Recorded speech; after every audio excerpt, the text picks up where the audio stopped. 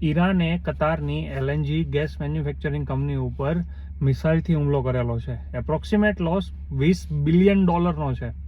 આ physical loss છે, virtual loss નથી કે આજે શેરના ભાવ ઘટી ગયા કાલે વધી જશે. આ અમે વેચ્યા નથી એટલે કોઈ લોસ નથી થયો રિયલમાં.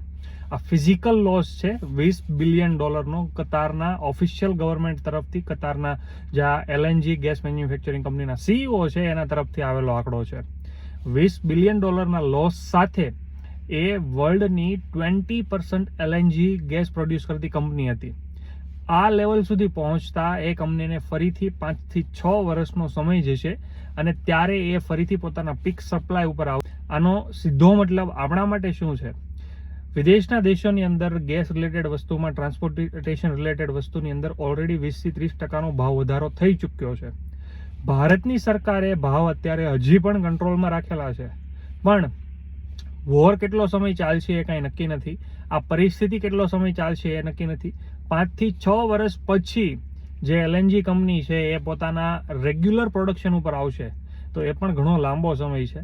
એટલે ઇન્ડિયન ગવર્મેન્ટ એની ટ્રાય કરે છે, પણ ultimately as a middle class તરીકે આપણે પણ તૈયાર રહેવું જોઈએ કે ગમે ત્યારે ગમે એ વસ્તુની અંદર ભાવ વધારો આવી શકે છે.